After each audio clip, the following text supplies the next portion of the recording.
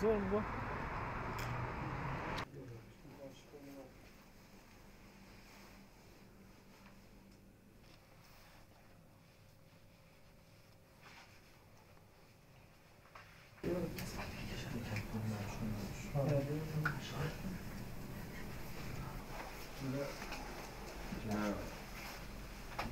سيدي ما غرفاني هنديكم غرفين هذا سكان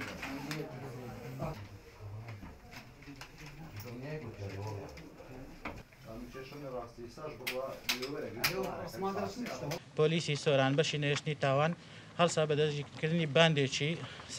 ساختەکاری دراو کە پێک هاتنوە لە 4 نەفەر بەڕێزان لە ڕێکەوتی دەی سێ دوای ئەوەی هەواڵمان پێدرا لەلایەن هاوڵاتیانی شاری سۆران کەوا کەسێک پارەی تەزویری پێدا و لە دوکان شتی کڕیوە بۆیە دەست بەجێ بەڕێوەبەری پۆلیسی سۆران تیمێکی پێکهێنا مەبەستی بە دوواداچوون لەم کەیسە و ئاشکراکردنی ئەم تۆمەتبارانە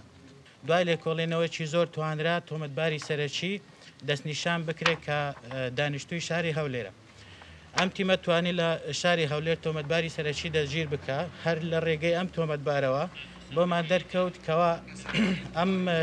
تۆمەتبارانە بریتینە لە باندێک کە پێک هاتوونە لە 4 نەفەر بە زووترین کات بە ماوەیەکی کورت توانرا هەر 4 نەفەرەکە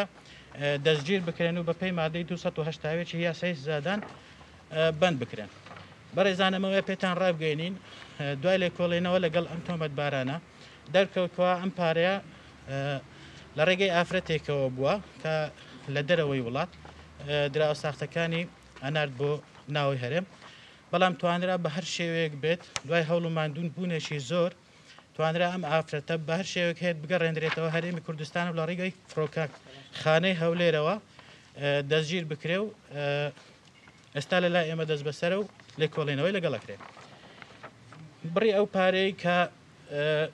ئەم ئافرەتە داینابوو ڕەوانەی کردووە بۆ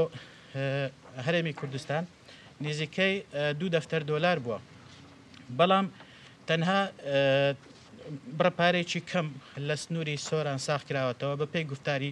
تۆمەتباران ئەوەی تر لە شوێنەکانی تر ساخیان کردوتەوە پارەکەش لەو 2 دەفتەر دۆلارە تەنها 56 وەرەقە و نیو لەگەڵ 1000 یۆرۆ کە لەلایەن ما بووە دەستی بەسەر داگیرە ئەوەی تر ساخ کراوەتەوە السلام عليكم